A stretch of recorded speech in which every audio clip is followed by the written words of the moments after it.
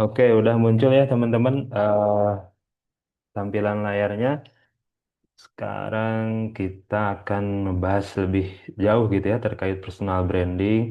Dan Kak Malik lihat juga tadi teman-teman sebagian udah pada tahu ya beberapa ya bukan tahu maksudnya udah menjalankan gitu apa yang dilakukan teman-teman eh, terkait dengan personal branding itu sendiri gitu ya. Oke, udah aman ya teman-teman. Coba kasih react dulu ini layarnya sudah tampil kah?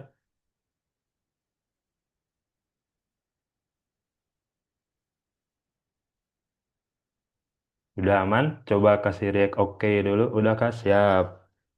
Oke teman-teman. eh Nah, ini dia.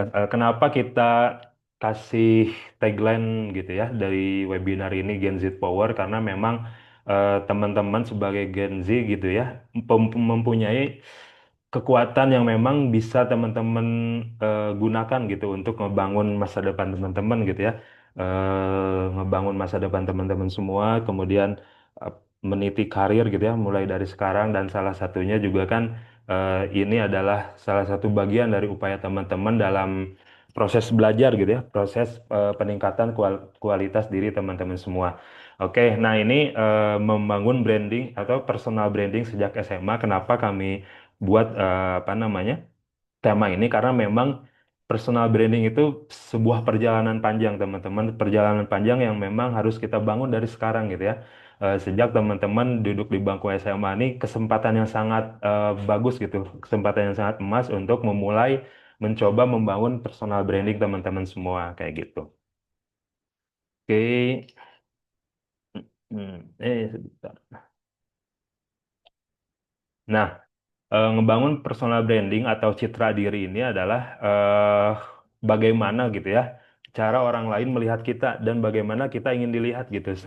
Makanya tadi di ice breaking Kak Gani kan sempat memunculkan pertanyaan gitu ya. Teman-teman tuh udah dikenal sebagai apa sih gitu ya di lingkungannya. Kemudian selanjutnya ingin dikenal sebagai apa gitu selanjutnya. Nah, bagaimana potensi kita tuh akan lebih dihargai jika kita di apa namanya bisa menyampaikan dengan jelas dan percaya diri gitu ya kepada halayak umum gitu.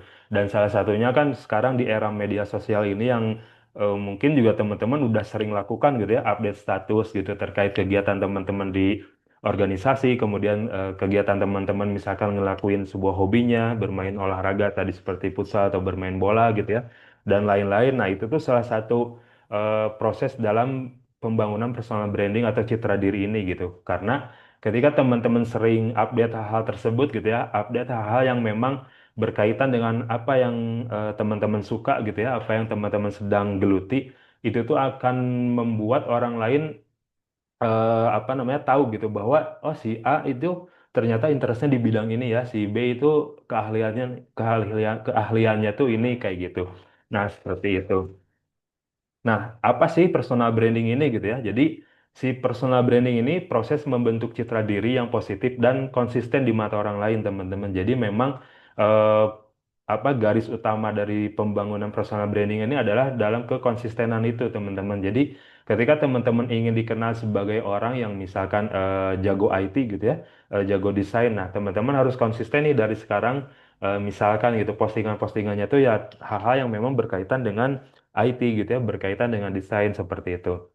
Itu salah satu contohnya. Atau contoh yang lain, misalkan seorang siswa dikenal sebagai pembuat konten kreatif gitu ya, seperti tadi yang suka hal psikologi gitu. Nah ini karena sering dibuatkan kontennya gitu ya di media sosial. Nah ini cukup bagus gitu dan harus konsisten terus dilakukan sampai orang lain tuh paham bahwa ketika misal gitu ada yang teman yang lainnya lagi bingung, lagi frustasi gitu, kan bisa istilahnya diskusi sama orang tersebut yang emang sering nge-share konten terkait apa namanya psikologi kayak gitu.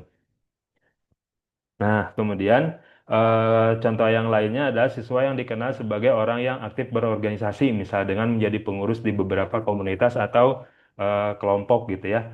Nah, ini juga bisa menjadi sebuah personal branding yang memang menguatkan teman-teman gitu. Misal teman-teman yang aktif di organisasi ini bisa lebih istilahnya dicari orang gitu ya, dibutuhkan tenaganya untuk kontribusi di tengah masyarakat seperti itu misalnya gitu ya. Nah, jadi personal branding ini bukan hanya untuk influencer gitu ya, tapi juga untuk pelajar dan calon profesional seperti itu.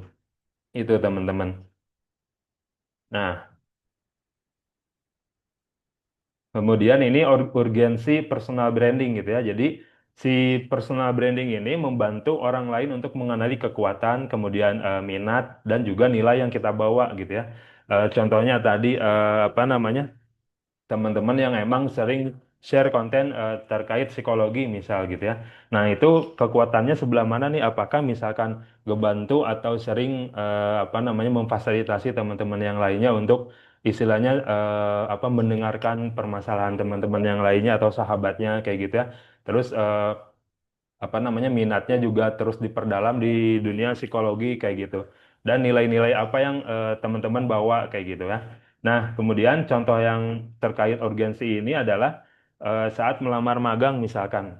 Nah, jadi si profil yang jelas dan menarik ini akan membuat peluang lebih besar untuk diterima gitu. Jadi contoh lagi karena memang tadi kita apa yang konten kreator di bidang psikologi itu dijadikan sebuah contoh gitu ya. Nah, kaitannya dengan ini misal orang tersebut di kemudian hari akan apa namanya melamar magang di gitu di sebuah perusahaan ada lowongan magang di HR gitu ya di bagian human resource gitu ya atau di bagian apa namanya manajemen sumber daya manusia. Nah, ini tuh akan menjadi profil yang sangat kuat nih ketika misalkan teman-teman ngelamar kan ngelampirin CV gitu ya, daftar riwayat hidup, skillnya apa, kemudian media sosialnya apa, dan ketika itu dicek oleh apa namanya tim yang mencari anak magang ini akan, wah ternyata si anak ini aktif nih di media sosial dan membahas terkait hal psikologi dan itu tuh bisa menambah peluang lebih besar untuk teman-teman bisa diterima kayak gitu. Sama halnya dengan bidang-bidang yang lainnya kayak gitu.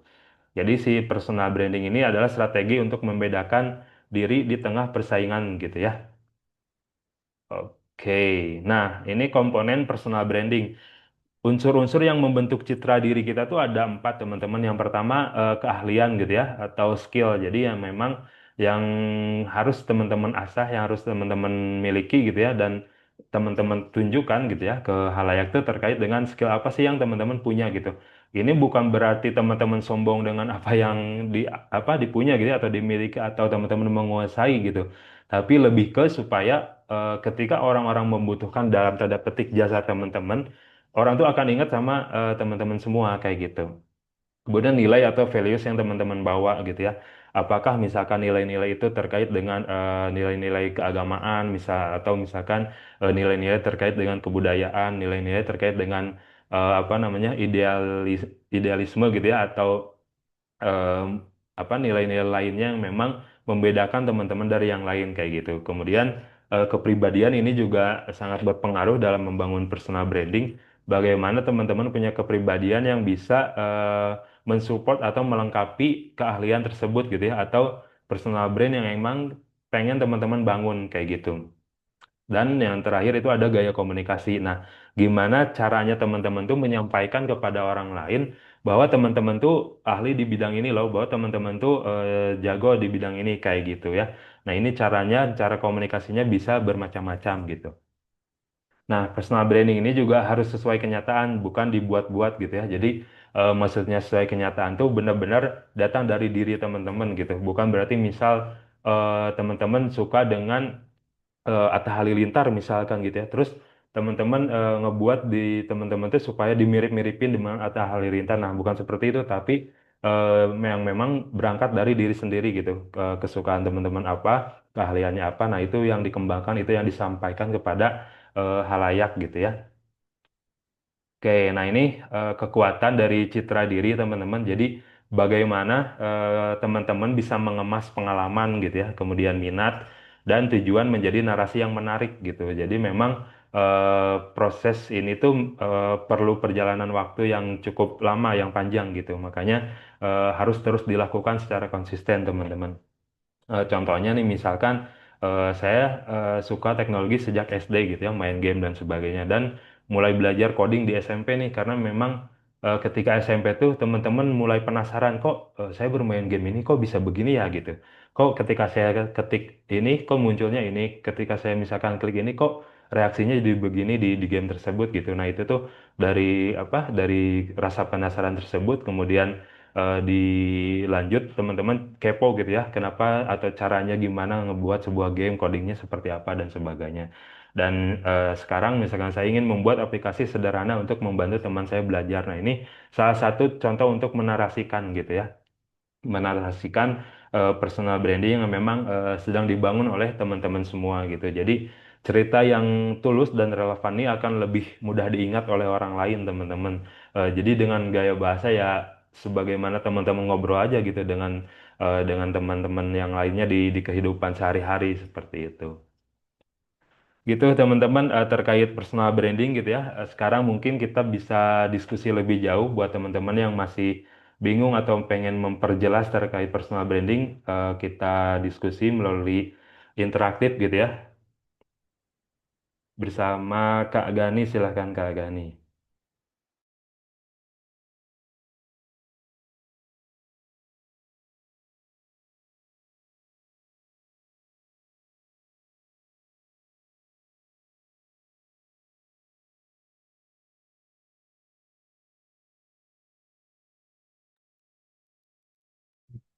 Oke, kita lanjutin lagi ya untuk sesi tanya jawabnya. Masih dibukakan ya Mentimeternya. Oke, di sini teman-teman eh, boleh bertanya terkait soal personal branding, apapun itu yang masih teman-teman bingung atau pengen teman-teman lebih gali terkait personal branding ya.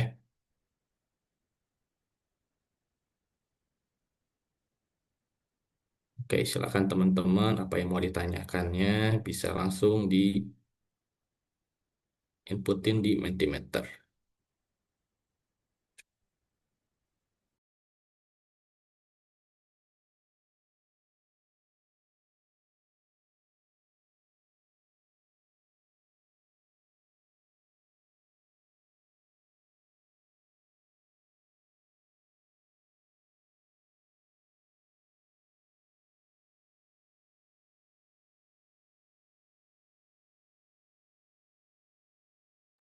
Yuk teman-teman, tadi penyampaiannya terlalu cepat atau kecepatan juga boleh disampaikan ya. Barangkali masih ada yang kurang jelas gitu di bagian apa, boleh ditanyakan di Mentimeter. Di situ atau misalkan teman-teman yang mau open mic boleh banget kita diskusi secara langsung gitu ya terkait personal branding ini. Tadi juga beberapa ada yang udah nge-share gitu ya, atau melakukan aktivitas personal branding ini. Kalau mau sharing juga boleh nih teman-teman, kesulitannya atau misalkan hal-hal yang nggak enaknya gitu ya dalam melakukan personal branding ketika misal teman-teman update status terkait apa bidang yang sedang teman-teman geluti, kemudian apa namanya bikin-bikin konten, apakah ada misalkan apa namanya komentar-komentar yang kurang enak dan sebagainya boleh di-sharing teman-teman.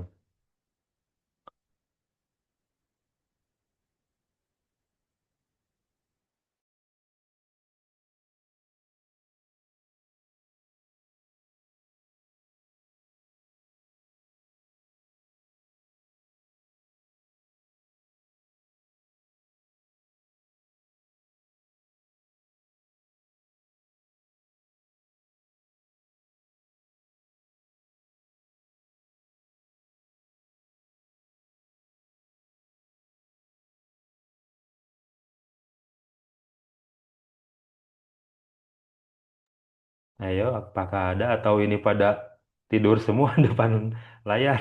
Nah, ada nih. Ada, oke.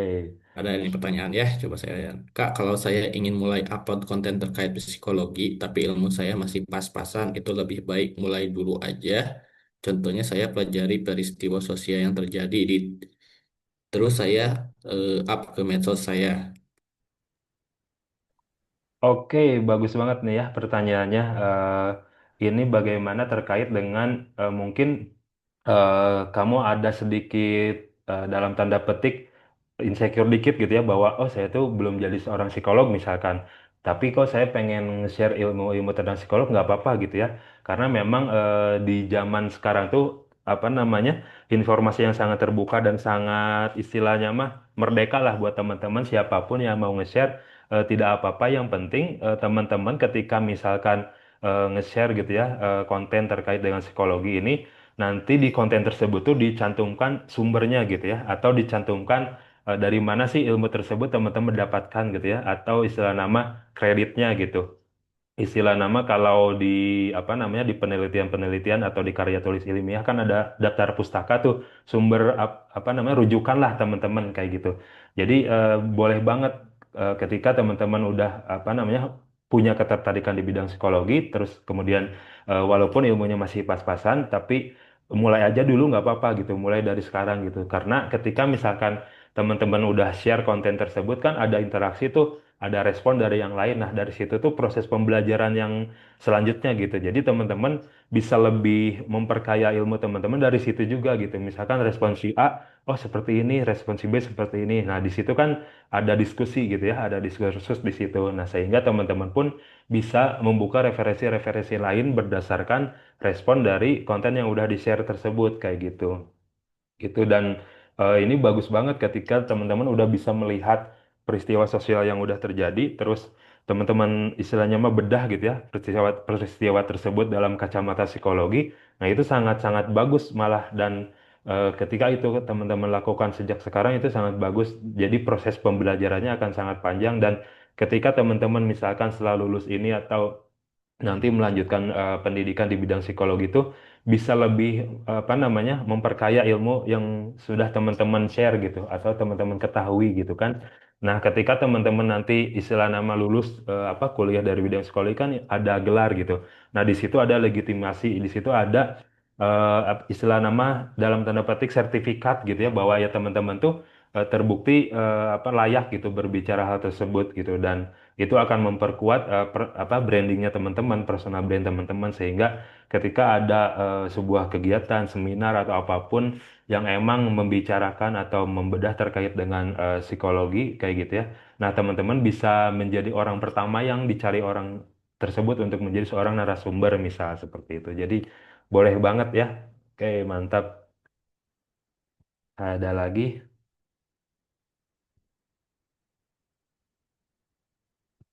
Atau kalau ada pertanyaan lanjutan dari pertanyaan itu juga silahkan ya.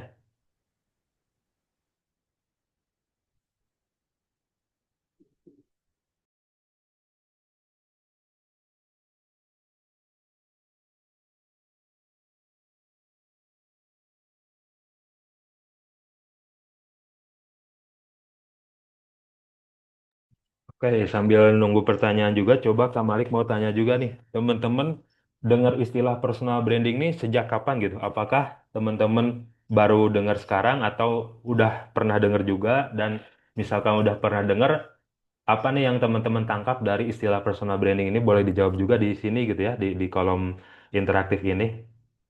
Atau misalkan Kak, saya mau baru tahu nih istilah ini gitu. Boleh diketik juga di situ atau mau langsung bertanya juga boleh di situ ya, di menti.com itu. Biar lebih interaktif nih kita. Kalau apa namanya, Kak Malik terus yang ngomong mah udah kayak ceramah nih, kayak kultum mau taraweh atau kuliah subuh. Biar lebih interaktif teman-teman, silahkan. Atau ada yang mau open mic Atau juga boleh, teman-teman yang yang mau masih diskusi belum langsung. percaya diri sama diri teman-teman terkait apa. Nah, ini ada nih. Kak, saya ingin meningkatkan kepercayaan diri dalam public speaking. Gimana, Kak? Nih, terkait skill. Siap, ini terkait skill gitu ya, memperdalam atau memperkuat apa yang udah teman-teman sudah miliki gitu ya, terkait public speaking. Nah, gimana sih cara ningkatin kepercayaan diri ini? Mau nggak mau ini mah latihan dan jam terbang teman-teman, karena yang namanya public speaking itu beririsan kuat dengan jam terbang gitu ya, atau pengalaman atau istilahnya ya latihan gitu. Ketika misal teman-teman belum ada kesempatan atau momen-momen yang bisa memfasilitasi teman-teman untuk memperpanjang jam terbang gitu ya, atau pengalaman dalam public speaking ini, teman-teman bisa mulai dari diri sendiri dulu untuk latihan nih, misalkan di depan cermin gitu ya, ngebahas sebuah topik di depan cermin aja dulu gitu. Itu bisa ngebangkitin kepercayaan diri teman-teman juga gitu. Nah, ketika itu udah sering dilakukan, coba misalkan ketika ada momen-momen misalkan gitu ya, di lingkungan rumah ada Karang Taruna, terus teman-teman juga ikut di situ, terus ada kesempatan untuk menjadi seorang MC dalam acara Agustusan gitu ya, atau dalam acara buka bersama. Nah itu bisa teman-teman manfaatkan untuk meningkatkan jam terbang teman-teman gitu. Nah di situ tuh teman-teman bakal kebentuk tuh kepercayaan dirinya gitu ya, walaupun memang pasti awal-awal tuh ada agak gemeter gitu ya, atau misalkan salah-salah ngomong itu nggak apa-apa. Jadi kesalahan yang teman-teman lakukan ketika berbicara di depan publik gitu ya, atau berbicara di depan banyak orang tuh, di situ akan membentuk teman-teman menjadi orang yang memang lebih berhati-hati, kemudian lebih peka, lebih lebih apa namanya tajam lah gitu ya intuisinya dalam berbicara, sehingga akan meminimalisir kesalahan-kesalahan yang memang udah terjadi sebelumnya kayak gitu. Dan ketika misalkan teman-teman berbicara di depan umum masih grogi walaupun udah sering gitu ya, itu tuh ada beberapa tipsnya gitu ya, ada beberapa triknya gimana caranya supaya ketika berbicara tuh nggak gemeter gitu ya, nggak banyak ae gitu ya, atau nggak banyak ngeblanknya kayak gitu. Itu ada beberapa tips yang memang banyak banget bisa teman-teman bedah lah di internet gitu ya, atau bisa juga tanya ke Gemini atau misalkan ke ChatGPT. Itu ada banyak tips yang memang bisa kalian terapkan gitu ketika mempraktekkan public speaking ini gitu. Nah, kayak gitu ya. Jadi intinya di jam terbang, di memperbanyak pengalaman, dan ketika itu dilakukan tapi masih gemeter, itu banyak trik-trik yang bisa dilakukan. Salah satu contoh ini ya, Maya, ini bisa dicari juga di internet. Salah satunya adalah dengan cara misal sebelum berbicara tuh teman-teman melakukan senam wajah gitu, kayak A, I, U, E, O kayak gitu ya. Terus kemudian sebelum mulai naik panggung tuh teman-teman pose Spider-Man, bukan apa, Superman pose gitu. Jadi apa, pegang pinggang gitu. Itu tuh bisa apa, pose yang bisa meningkatkan kepercayaan diri teman-teman sebelum berbicara kayak gitu. Itu salah satu trik yang bisa teman-teman cari lebih lengkapnya di internet gitu ya. Oke, mantap. Oke, ada lagi nih Kak Mali. Kak, gimana sih caranya biar kita konsisten ngelakuin sesuatu? Apa memang paling intinya harus niat dari diri sendiri dulu atau bisa dari dorongan orang lain? Oke, mantap nih pertanyaannya, udah kelas-kelas mahasiswa nih ya. Gimana caranya konsisten gitu ngelakuin sesuatu tuh, memang yang pertama tuh niat gitu ya, intinya di niat. Cuman memang ada beberapa hal yang bisa mendorong teman-teman tuh selain niat tuh ke-trigger untuk konsisten. Nah, salah satunya bikin to-do list teman-teman, atau bikin rencana apa yang akan dilakukan misalkan dalam seminggu gitu ya. Atau kalau misalkan seminggu terlalu panjang gitu ya, teman-teman bisa mulai dari satu hari dulu nih, dari sekarang gitu ya, atau apa namanya, dari beberapa hari gitu. Nah, si to-do list ini salah satu cara untuk nge-track teman-teman, nge-track perjalanan teman-teman dalam melakukan sesuatu tuh udah sejauh mana gitu. Habis ngelakuin A, kemudian selanjutnya B dan sebagainya kayak gitu. Nah, itu tuh bisa mendorong teman-teman untuk konsisten dengan cara membuat to-do list tersebut gitu ya. Coba aja setelah Zoom mentoring ini selesai, teman-teman langsung praktekkan gitu. Minimal di hari ini nih, setelah Zoom mentoring ini, saya mau ngapain aja ya gitu. Misalkan nanti jam 10 saya mau baca buku tentang apa gitu. Kemudian lanjut jam 11 apa namanya, nonton film dulu misalkan buat hiburan gitu ya, atau dengerin podcast gitu. Kemudian jam 12 sholat zuhur dan sebagainya. Kemudian mau tidur siang, terus sorenya mau lanjut sholat asar, kemudian berburu takjil dan sebagainya kayak gitu ya. Itu tuh bisa melatih teman-teman untuk konsisten kayak gitu. Nah, itu salah satu caranya teman-teman untuk mendorong konsistensi gitu ya. Bisa dilakukan dengan membuat sebuah to-do list kayak gitu. Oke, sudah terjawab ya. Ini udah ada muncul lagi nih pertanyaannya. Oke, berarti saya bisa mulai dulu aja ya, Kak, dengan apa yang saya bisa ditambah dengan pengalaman pribadi untuk memperkuat isi dari konten tersebut. Tentu ditambah dengan sumbernya juga ya, Kak. Ya, Oh, ini tadi betul yang ya. dari psikolog ya. Mm-mm, betul, itu lakukan aja dulu. Nah, betul banget seperti kamu sampaikan bahwa apa, dengan pengalaman pribadi terus memperkuat isi konten tersebut dan dengan sumber yang udah dicantumkan juga. Nah, ini kan bisa memperkaya konten yang akan kamu buat gitu. Jadi selanjutnya tuh konten misalkan, oke teman-teman, konten ini adalah apa namanya, bedahan selanjutnya gitu, atau apa namanya, memperdalam dari konten sebelumnya kayak gitu. Nah, itu kan jadi sebuah konten baru yang memang sebenarnya bahasanya udah dibahas nih, tapi jadi konten baru dengan insight yang baru gitu, dengan ilmu-ilmu yang baru. Dan jangan malu juga untuk mengakui kesalahan gitu ya, atau kekeliruan, atau misalkan ternyata oh ini kurang tepat gitu. Sampaikan juga di konten selanjutnya gitu. Misalkan, oh ternyata guys saya kemarin bilang ini tuh kurang tepat nih, yang lebih tepat tuh seperti ini. Itu nggak apa-apa. Jadi orang tuh bakal lebih respect dengan orang yang memang mengakui kesalahan gitu, mengakui kekeliruan, kemudian diperbaiki kayak gitu ya. Kayak gitu untuk yang tadi. Oke, kita lanjut lagi ya. Kak, kalau personal branding itu lebih baik ditonjolkan di satu bidang atau lebih baik di dua lebih? Oke, ini bagus juga nih. Ketika teman-teman ingin lagi dalam proses pencarian gitu ya, sebenarnya saya banyak banget nih kesenangannya gitu ya, atau interestnya gitu, dan banyak yang emang ingin di-share juga. Ini juga nggak apa-apa sebetulnya. Walaupun memang dari banyaknya ini tetap ke depan tuh ujung-ujungnya harus ada satu menjadi core utama teman-teman tuh apa gitu.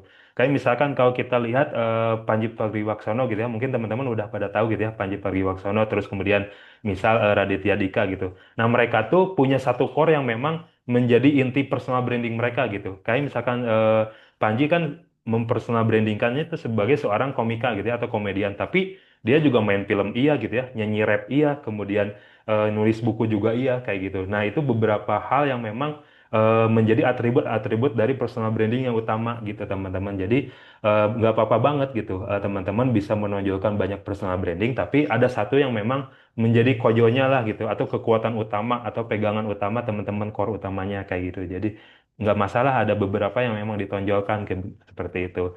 Jadi walaupun banyak juga orang tuh bakal tahu bahwa oh malah lebih bagus nih, oh si A nih jagonya di sini tapi dia juga bisa yang lain loh kayak gitu. Itu bakal memperluas lagi peluang-peluang yang akan datang ke teman-teman seperti itu ya. Oke, keren sekali ya Kak Malik. Kita lanjut ke pertanyaan berikutnya. Gimana cara kita tahu kalau konten yang kita buat itu bisa menarik audiens? Misal cerita kontennya, kualitas kontennya, atau dari bagaimananya? Oke, ini salah satu cara indikasi atau indikator yang bisa kita apa namanya tentukan gitu ya. Sebenarnya konten saya ini disukai orang gitu ya, atau enggak gitu, atau menarik audiens atau enggak. Nah, ini salah satunya kalau misalkan di Instagram atau di YouTube dan sebagainya, maka itu bisa dilihat insight-nya gitu ya.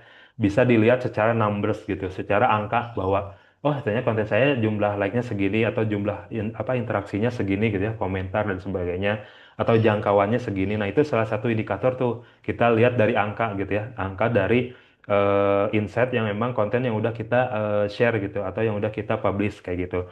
Nah, selain itu juga bisa dilengkapi dengan istilahnya untuk memvalidasi nih konten tersebut menarik apa enggak, teman-teman bisa melakukan wawancara secara langsung ke teman yang lain kayak gitu. Misalkan ke sahabatnya teman-teman, ke geng apa bestie-bestinya teman-teman gitu ya, atau misalkan tanya ke orang tua teman-teman nih, diskusi dengan orang orang tua juga sangat bagus.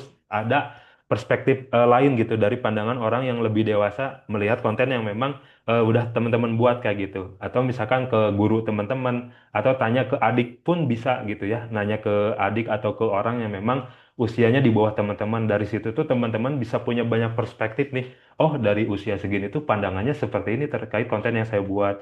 Dari orang tua seperti ini pandangannya terkait konten saya buat kayak gitu ya. Atau dari teman-teman yang seusia, dari sahabat-sahabat teman-teman seperti ini responnya kayak gitu. Itu salah satu trik juga nih untuk ngetes atau mengetahui konten kita tuh udah menarik atau belum gitu.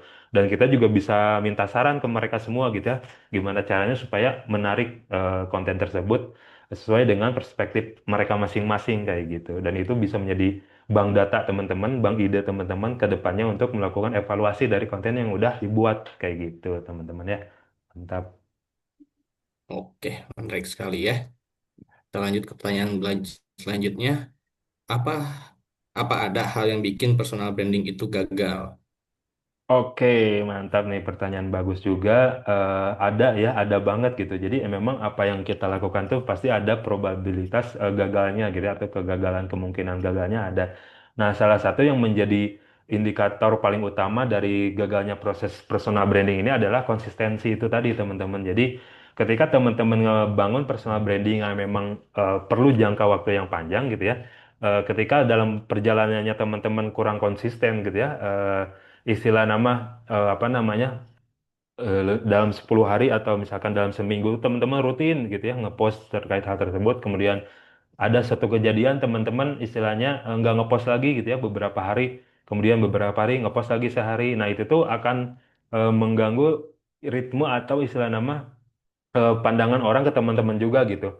Oh ternyata si Anu si A gitu ya ngepost itu atau nge-share hal tersebut tuh ala kadarnya aja gitu, sesempatnya waktu dia aja. Jadi bukan hal-hal yang memang dia tekuni secara mendalam kayak gitu. Ketika misalkan teman-teman konsisten, itu tuh akan memunculkan pandangan atau di benak orang lain yang melihatnya tuh bahwa ya teman-teman tuh apa namanya serius di bidang tersebut gitu, expert di bidang tersebut atau handal di bidang tersebut gitu. Jadi memang si konsistensi ini bisa menjadi penyebab kegagalan terbesar gitu ya ketika teman-teman ngebangun sebuah personal branding kayak gitu. Jadi benar-benar harus diusahakan gimana supaya teman-teman bisa konsisten gitu. Dan untuk konsisten ini bukan berarti harus benar-benar tiap hari gitu ya.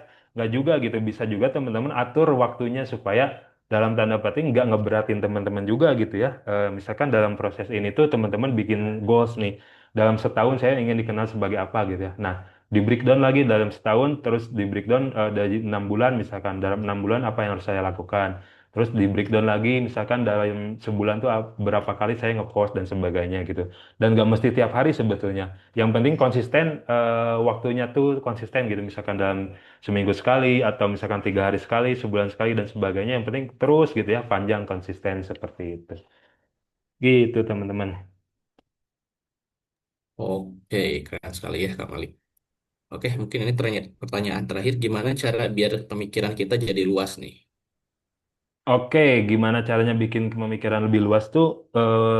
Kita harus punya mindset gitu ya, growth mindset atau yang memang mindset yang terbuka, yang memang kita tuh nggak membatasi diri gitu ya. Gaul dengan siapapun kita bergaul, tapi bukan berarti kita akan terbawa arus pergaulan tersebut gitu. Jadi kita bisa punya apa namanya pendirian gitu. Kita tuh eh, gaul dengan siapapun, tapi nggak akan terbawa pergaulan-pergaulan tersebut misal gitu ya kasarnya gitu kita gaul dengan orang-orang yang apa namanya kurang baik gitu kita terbuka juga gaul juga karena memang pasti ada hal-hal yang baik atau ilmu atau insight yang bisa teman-teman tarik yang bisa teman-teman terima dari orang-orang tersebut gitu ya tapi jangan sampai ya teman-teman juga terjerumus ke dalam hal tersebut kayak gitu harus punya pendirian sendiri harus punya pegangan sendiri gitu walaupun saya gaul dengan siapapun tapi saya punya pegangan nih saya ini orangnya seperti ini kayak gitu dan ketika punya growth mindset gitu ya, atau pemikiran yang terbuka, kemudian menghargai setiap pendapat orang lain gitu ya, perbedaan, toleransi dari setiap perbedaan. Nah, di situ tuh teman-teman bakal punya kebijaksanaan, kemudian pemikiran yang luas gitu ya, atau wawasan yang luas kayak gitu. Jadi intinya teman-teman harus punya growth mindset yang terus bertumbuh gitu ya, dan tidak membatasi diri dari apapun gitu, tapi tetap punya pendirian kayak gitu. Oke ya, keren sekali dari Kak Malik dari jawaban-jawabannya. Oke, mungkin ini sesi tanya jawabnya kita akhiri ya. Baik, semoga dari pertanyaan-pertanyaan ini sudah terjawab ya oleh Kak Malik. Oke, kita lanjut ke interaktifnya. Oke, di sini teman-teman buat satu paragraf memperkenalkan diri dengan cerita ya. Nah, nanti kita kasih waktu berapa menit ya? 5 menit cukup? Nanti teman-teman coba apa namanya tuh? Utarakan, ceritakan diri teman-teman dengan sebuah narasi. Oke ya, kita tunggu 5 menit dari apa yang bisa dari Kak Malik paparkan. Nah, coba ceritakan teman-teman tuh dalam memperkenalkan diri teman-teman.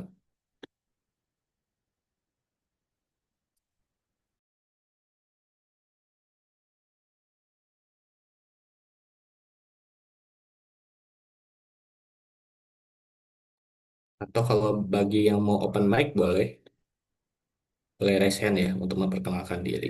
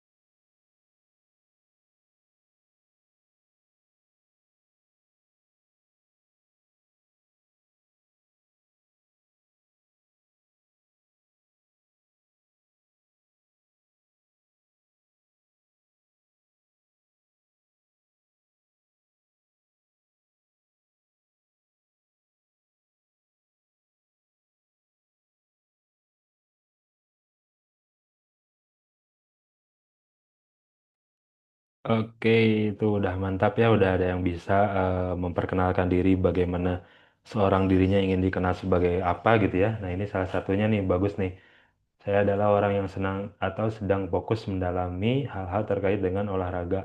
Selain bermain futsal yang menjadi keahlian saya juga senang berbagi terkait pola hidup dan pola makan yang sehat. Nah, bagus tuh bisa jadi salah satu contoh nih teman-teman ngebangun kalimatnya gitu ya, atau ngebangun kata-katanya nih.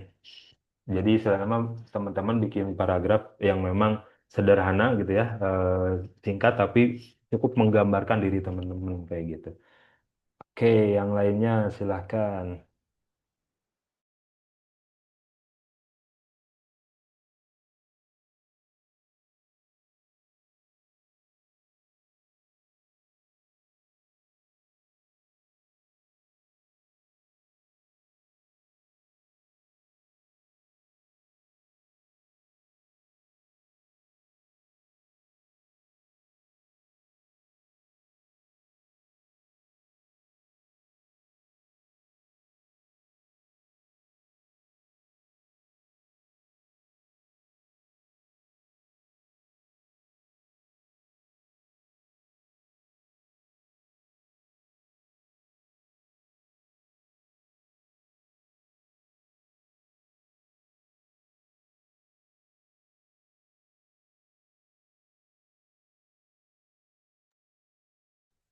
Sambil ngetik juga ya teman-teman jangan malu menyampaikan apa yang ada di pikiran teman-teman gitu ya. Jadi tuangkan aja dalam sebuah tulisan dengan gaya bahasa teman-teman gitu. Jadi memang dalam gaya bahasa tuh nggak ada benar salah gitu ya, tapi lebih ke ya berbeda-beda aja kayak tipe font gitu ya.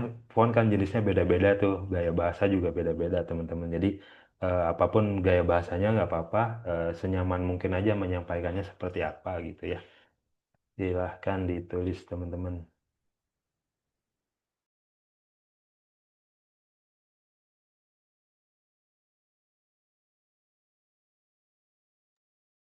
Oke, ada lagi nih. Aku merasa punya potensi cepat jadi ahli sesuatu jika benar. Wih, mantap.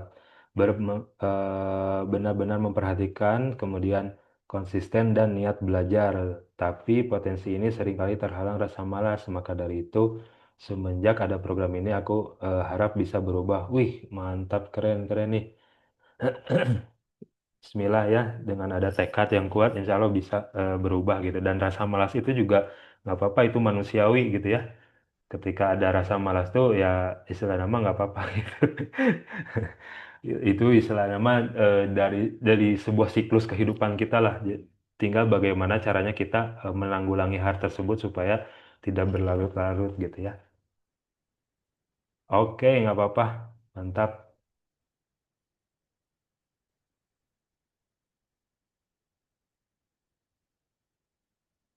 Ada lagi yang lain, silahkan teman-teman diekspresikan gitu ya. Tentang diri teman-teman seperti apa. Ini juga jadi salah satu latihan nih buat teman-teman dalam menyampaikan atau memperkenalkan diri ke halayak gitu ya.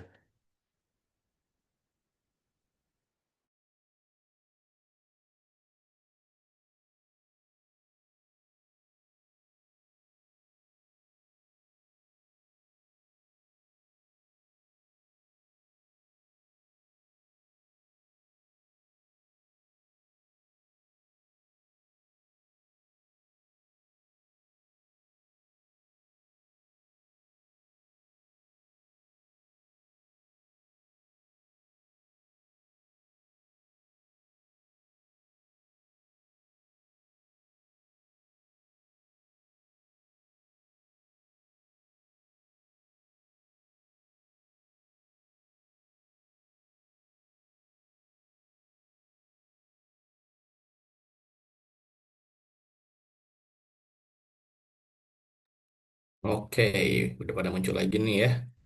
Oke, saya sekarang sedang meningkatkan diri saya dan konsisten dalam public speaking dan mulai belajar dari hal-hal yang sederhana. Oke, saya menyukai bunga yang mekar di pagi hari. Itu terlihat sangat cantik, indah, dan kuat. Tidak ada rasa sedih dan itu menggambarkan saya. Oke,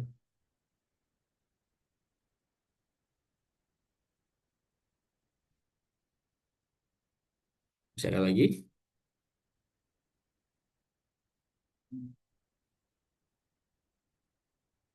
Ini kayaknya yang terakhir tadi share terkait menyukai bunga berbau-bau sastra ya. Berbau-bau sastrawan nih bagus nih. Ketika teman-teman suka hal-hal yang seperti itu, ini salah satu indikator bahwa teman-teman punya ketertarikan di bidang seni gitu ya, di bidang sastra atau sesuatu yang indah gitu. Nah, ini juga bisa dikembangkan nih teman-teman.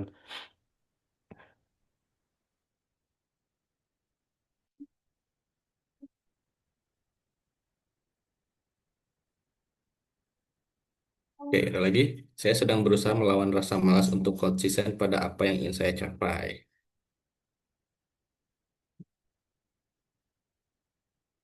Semoga berhasil ya.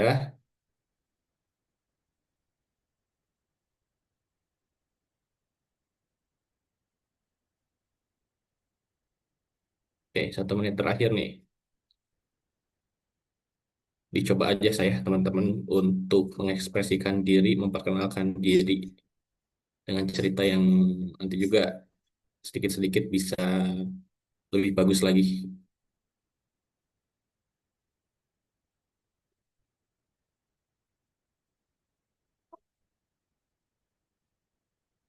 Oke, saya orang yang memang pemikirannya positif dan negatif.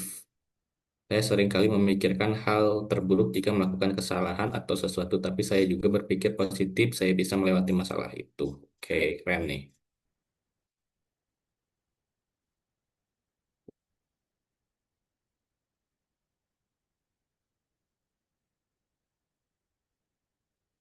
Oke ya, teman-teman, waktunya habis.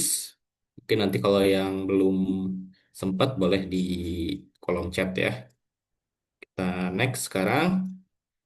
Nah, untuk teman-teman nih, menurut teman-teman apa hambatan terbesar dalam membangun personal branding? Apa yang jadi hambatan teman-teman terkait personal branding?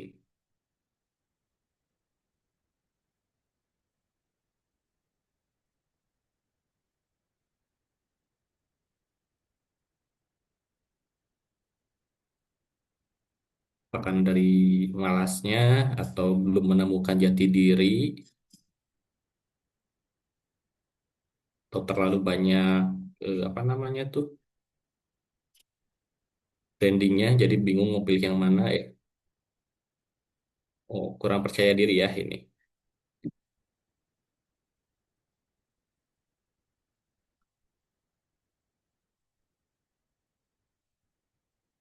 Gengsi, kurang percaya diri, minder. Kayak ya tadi masih terkait dengan pertanyaan-pertanyaan yang muncul. Kalau dari kurang percaya diri itu harus lebih mengenal diri dan mempelajari diri sendiri. Sehingga kita bisa lebih mudah memperkenalkan diri ke khalayak banyak. Rasa malas dan ragu masih di sekitar ini ya, percayaan diri. Ada lagi,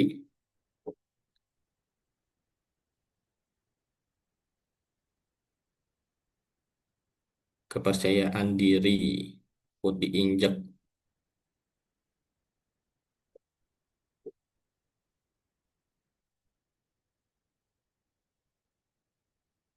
kalau takut diinjak menghindar aja ya. Oke, takut diejek. Yang diejek itu biasanya nggak lebih baik dari yang diejek. Jadi percaya diri aja, selama kamu tahu apa yang kamu lakukan, pasti ada yang menilai dari segi value kamu sendiri yang lebih baik, oke?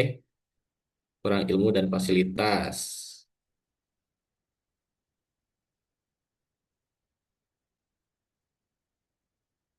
pasti di lingkup kepercayaan diri ya.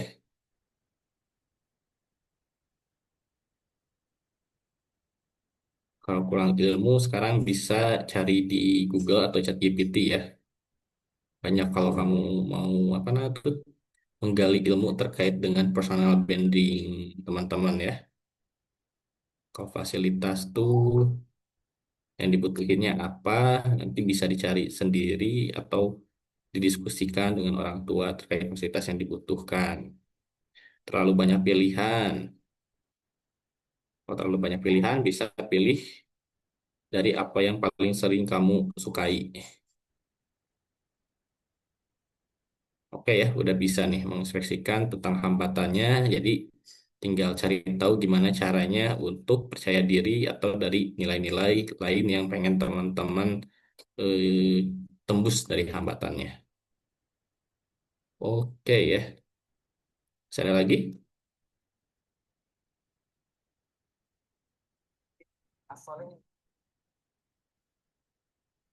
Oke, mungkin teman-teman nanti persiapkan untuk open cam ya. Nanti kita foto bersama sebelum penutup. Dicek dulu kameranya.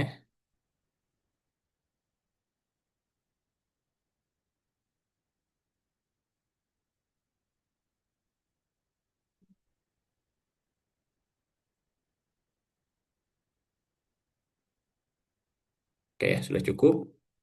Oke, kita coba nilai ya pertemuan hari ini gimana pendapat teman-teman, apakah cukup memuaskan atau tidak.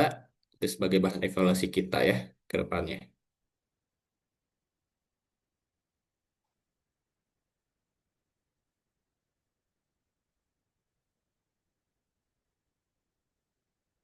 Sekalian teman-teman siapin ya, kita sebentar lagi mau foto bareng sebagai penutup dari acara personal branding ini.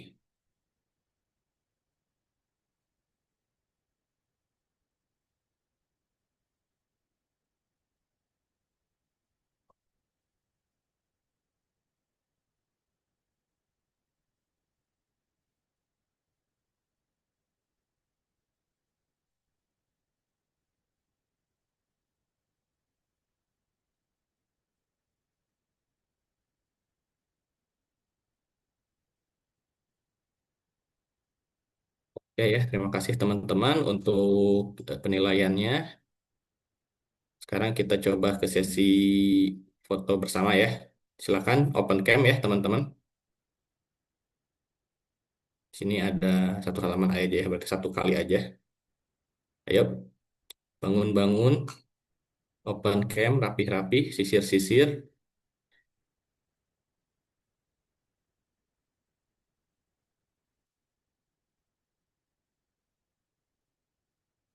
Yuk, posisikan gayanya, posisikan kameranya di sudut-sudut yang cantiknya, yang cakepnya.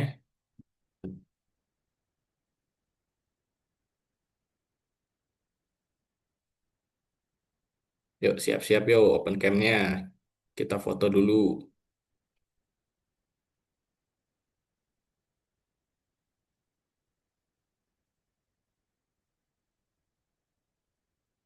Ayo, yang belum open cam,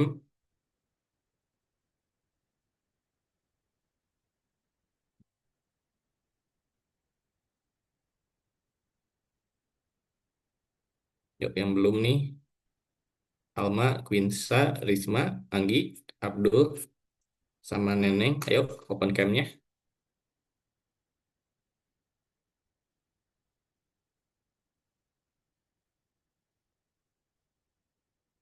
Oke, siap-siap ya. Di hitungan ketiga. Satu, dua, tiga.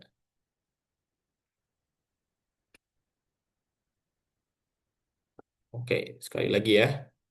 Satu, dua, tiga.